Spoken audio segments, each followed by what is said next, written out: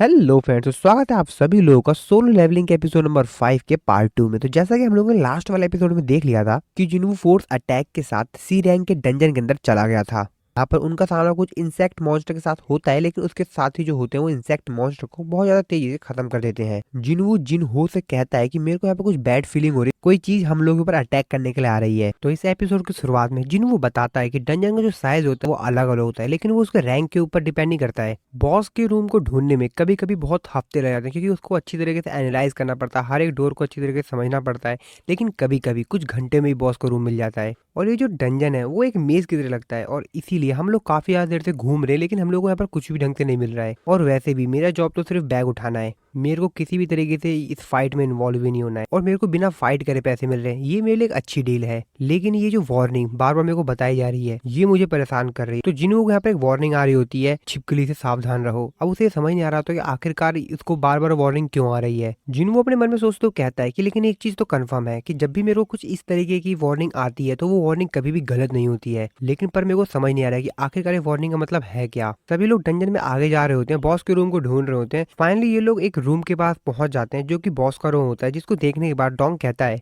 काफी लंबा समय बीत चुका है, लेकिन अभी तक हमको कोई भी मॉन्स्टर नहीं मिला है। वहां पर वो लोग देखते हैं तो काफी सारे जो आंट मॉन्स्टर्स होते हैं उनकी डेथ बॉडी पड़ी हुई होती है। डोंग सू उसको देखने के बाद कहता है कि जरूर यहाँ पर बॉस होगा, और अगर बॉस नहीं होता तो गेट कभी भी ओपन ही नहीं होता। डोंग सू सभी लोगों को कहता है कि एक मिनट रुको, और वो सामने ग्यू को कहता है कि सामने लाइट जलाओ। जिसके बाद वो लोग सामने देखते हैं तो उन लोगों को वहां पर एक बॉस का रूम मिल जाता है, जिसको देखने के बाद वो सभी लोग काफी ज्यादा हैरान होते हैं, क्योंकि जो बॉस का रूम होता है जिसके अंदर काफी सारे आंट मॉन्स्टर लकड़ी की जाल में बंधे हुए होते हैं, जिसको देखने के बाद ये सभी लोग काफी ज्यादा हैरान होते हैं। डोंग तो सभी लोग कहता है कि हम लोगों को बॉस रूम मिल गया है, सभी लोग तैयार हो जाओ फाइट करने के लिए। बाकी सभी जो हंटर्स होते हैं वो बात कर रहे होते हैं कि हम लोग को तो जैकपॉट लग गया, क्योंकि यहाँ पे काफी सारे माना क्रिस्टल्स होते हैं, जिसको देखकर वो सभी लोग काफी ज्यादा खुश हो रहे होते हैं, क्योंकि यहाँ पे इतने ज्यादा माना क्रिस्टल होते हैं। इनमें से एक हंटर कहता है कि इन माना क्रिस्टल की जो कीमत है वो काफी ज्यादा कम है, क्योंकि इनकी जो एनर्जी वो भी काफी ज्यादा लो है। लेकिन यहाँ पर जो माना क्रिस्टल है वो काफी ज्यादा है, तो हम लोग अगर इनको एक साथ बेचेंगे तो हम लोग को काफी ज्यादा प्रॉफिट हो सकता है।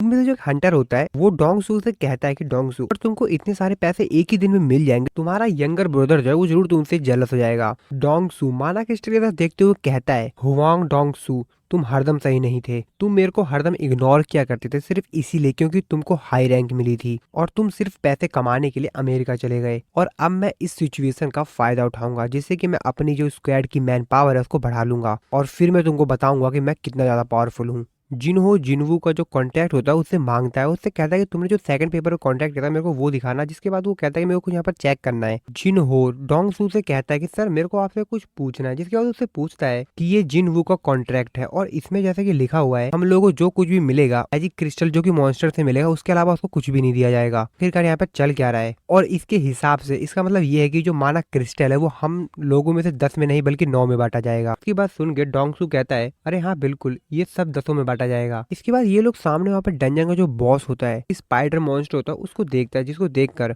जिन्हों तो काफी ज्यादा डर जाता है। डोंग सू कहता है जैसा कि तुम सभी लोग जानते हो कि इन माना क्रिस्टल को ले जाने का सिर्फ एक ही तरीका है, और वो ये है कि हम डंजन के बॉस को हराएं। लेकिन जैसा कि डंजन का जो बॉस है वो भी सो रहा है, ये हमारे पास काफी बेहतरीन चांस है कि हम माना क्रिस्टल को बिना डंजन के बॉस से लड़े ही यहाँ से मूव कर ले। डोंग सू साथ में खड़ा जो हंटर होता है उससे बोलता है कि क्या तुम अपने साथ इक्विपमेंट लेकर आए हो, जिसपे वो कहता है कि अरे नहीं, मैं तो बाहर ही उसको भूल गया था, मेरे को नहीं लगा था कि माना क्रिस्टल सी रैंक के डंजन में मिलेगा, और इसीलिए मैं इक्विपमेंट को अंदर लाना भूल गया, और जितने भी माइनिंग के सामान थे वो मैं कार में भूल गया। जिसपे डोंग सू उसको कहता है अरे तुम पागल हो क्या, हम लोग को उसको अपने साथ लेकर आना चाहिए था। इसके बाद डोंग सू जो होता है वो जिनवू और जिनहू उन दोनों से कहता है कि क्या तुम दोनों इस जगह को गार्ड करोगे, हम लोग अभी बाहर जाकर अपने जो भी इक्विपमेंट्स हैं उसको लेकर आ जाते हैं। इसकी बात सुन के जिनहू उसके ऊपर चिल्लाते हुए बोलता है क्या क्या बकवास कर रहे हो तुम। फिर डोंग सू कहता है कि अरे हाँ बिल्कुल सही रहेगा, कोई चिंता मत करो, और वैसे भी वो सो रहा है, और जब तक कि तुम उसको नहीं उकसाते हो तब तक वो तुम्हें कुछ भी नहीं करेगा। जैसा कि तुमने मेरे को बताया था कि ये तुम्हारी फर्स्ट रेड है, और ये जिनवू की फर्स्ट टाइम सी रैंक के डंजन में रेड है, तो तुम मेरे ऊपर विश्वास करो, तुमको चिंता करने की जरूरत नहीं है, हम लोग बस थोड़ी ही देर में अपने इक्विपमेंट्स लेकर यहाँ पर आ जाते हैं। जिनवू यहाँ पर बाकी लोगों से जो बाकी हंटर्स होते हैं उनसे बोलता है। डोंगसू कहता है कि अरे बाकी लोग जो है उनको यहाँ पर बाहर स्मोक करने के लिए जाना, और इसीलिए तुम चिंता मत करो, तुम लोग यहाँ पर कुछ भी नहीं होगा, हम लोग तुमको कुछ भी नहीं होने देंगे। और ऐसा कहने के बाद उन दोनों को छोड़ के बाकी सभी जो 8 हंटर्स होते हैं वो यहाँ से डंजन से बाहर जाने लग जाते हैं। जिनू भी उन लोगों को कुछ नहीं कहता और उन लोगों को वहां से जाते हुए देखता है। जिनू अपने मन में सोच तो कहता है कि रेगुलेशन के हिसाब से सी रैंक के गेट के अंदर एंटर करने के लिए कम से कम 10 लोग होने चाहिए। इस तरफ हम लोग डोंगसू को देखते हैं जो कि एक हंटर जिसका नाम ग्यू हुआन होता है, उससे कहता है कि ग्यू हुआन, बॉस के रूम का जो एंट्रेंस है उसको ब्लॉक कर दो। और डंजन के बॉस के रूम के अंदर हम लोग को जिनवू और जिनहू को दिखाया जाता है, जो कि जब एंट्रेंस पे देखते हैं तो वहाँ पर एक बहुत तेजी से धमाका होता है और यहाँ पे जो बॉस रूम के जो बाहर जाने का एंट्रेंस होता है वो ब्लॉक हो जाता है।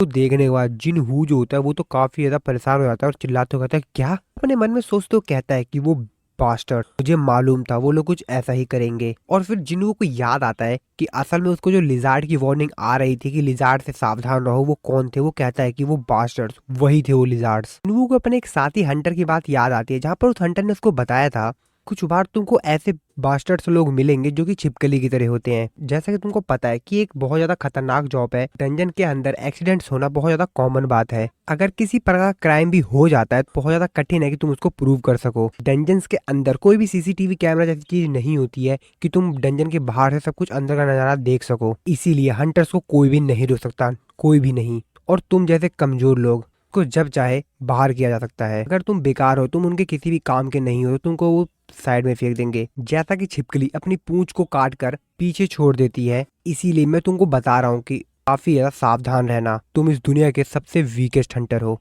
फिर से हम लोग प्रेजेंट का सीन देखते हैं जहाँ पर जो जिनहू होता है वो जिनवू से कहता है कि आखिरकार हम लोग अब करें क्या, क्योंकि एंट्रेंस जो है वो तो ब्लॉक हो गया है। उन लोगों ने हम दोनों को मारने की कोशिश की सिर्फ माना क्रिस्टल्स के लिए। जिनवू अपने मन में सोच तो कहता है कि मैं उन लोगों को नहीं रोक पाया क्योंकि उनके बनाए हुए ट्रैप में मैं पहले ही फंस गया था, और अगर मैं उन लोगों को रोकने की कोशिश करता भी तो भी वो हम लोगों को हरा देते। जिनवू ने यहाँ पर जो बैग टांगा होता है उसको वहाँ पर नीचे फेंकता है और अपने मन में सोच तो कहता है को मालूम है ये ब्लॉक किसने किया होगा। मेन प्रॉब्लम ये नहीं है कि हम यहाँ से बाहर कैसे निकलेंगे, मेन प्रॉब्लम है वो स्पाइडर मॉन्स्टर जो कि इस ब्लास्ट की वजह से जग गया है।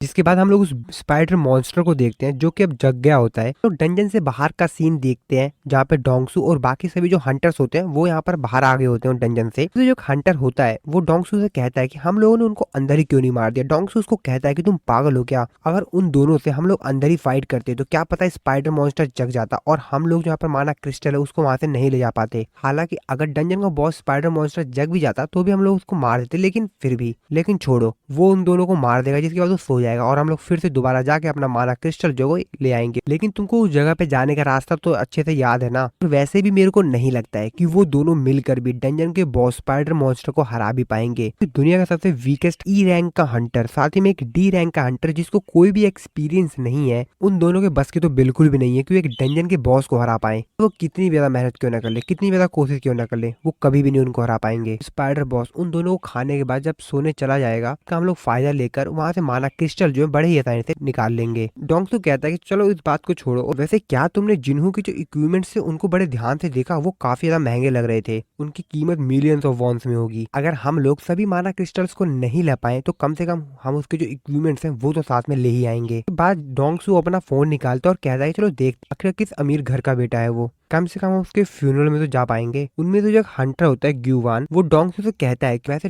स्पाइडर बॉस जो होगा वो उस धमाके से काफी ज्यादा गुस्से में हो गया होगा, है ना। डोंगसू ग्यूवान से बोलता है क्या तुम में इतना कॉन्फिडेंस होगा कि तुम उस बॉस मॉन्स्टर को खुद अपने दम पे हरा पाओ। ग्यूवान उससे कहता है कि नामुमकिन। डोंगसू कहता है कि मेरे पास भी इतना कॉन्फिडेंस नहीं है, आखिरकार बॉस तो बॉस ही होता है, इससे कोई भी फर्क नहीं पड़ता है कि वो कितनी ज्यादा मेहनत करते हैं, वहां से कभी भी जिंदा वापस नहीं आ सकते। इसके बाद हम लोग डंजन के अंदर का सीन देखते हैं जहाँ पे जिनहू और जिनवू दोनों उस बॉस मॉन्स्टर के सामने खड़े होते हैं। जिनवू के सामने आता है और कहता है कि तुम मेरे पीछे रहना, मैं कुछ सोचता हूँ और इस बॉस मॉन्स्टर को हराने का ट्राई करता हूँ। जिनवू स्पाइडर मॉन्स्टर के साथ देखते हुए उसको अच्छी तरीके से एनालाइज करता है और कहता है कि इसकी काफी सारे आंख है, मुंह भी काफी ज्यादा खतरनाक है, इसका साइज तो काफी ज्यादा बड़ा है, इसकी स्ट्रेंथ अलग ही लेवल की है। के बाद जिनवू जो होता है वो जिनहू से कहता है कि तुम यहीं पे रुको। उसके पास जो छोटा डैगर होता है उसको निकालते हुए कहता है कि ये मेरा है। जिनवू से बोलता है कि आखिर तुम क्या करने की कोशिश कर रहे हो। जिनवू उससे बोलता है कि मारने की, मैं स्पाइडर बॉस को खत्म कर दूंगा। उसकी बात सुनकर जिनवू की तो हालत खराब हो जाती है और वो कहता है तुम पागल तो नहीं हो गए हो।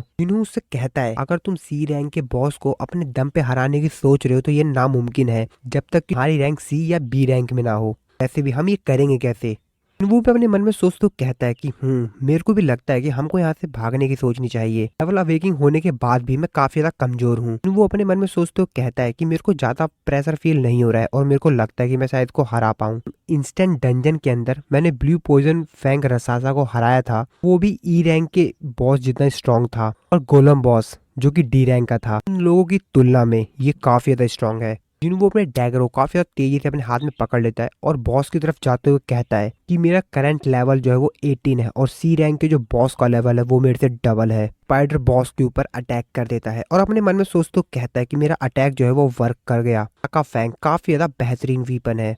जिनवू के इस अटैक से स्पाइडर बॉस भी थोड़ा सा घायल हो गया होता है और जिनवू अपने मन में कहता है असली हंट तो अब स्टार्ट हुआ है। वो फिर से स्पाइडर बॉस के ऊपर अटैक करने के लिए रेडी होता है और उसकी तरफ अटैक करने के लिए बढ़ता है। जिनवू अपने मन में सोचते हुए कहता है कि ये तो ई रैंक का हंटर है। और इसी के साथ हमारा ये वाला जो एपिसोड है यहाँ पर खत्म हो जाता है। तो दोस्तों वीडियो अच्छी लगी वीडियो को लाइक करना, चैनल को तो सब्सक्राइब नहीं किया तो सब्सक्राइब जरूर से करना। मिलता हूँ आपको अपनी नेक्स्ट वीडियो में।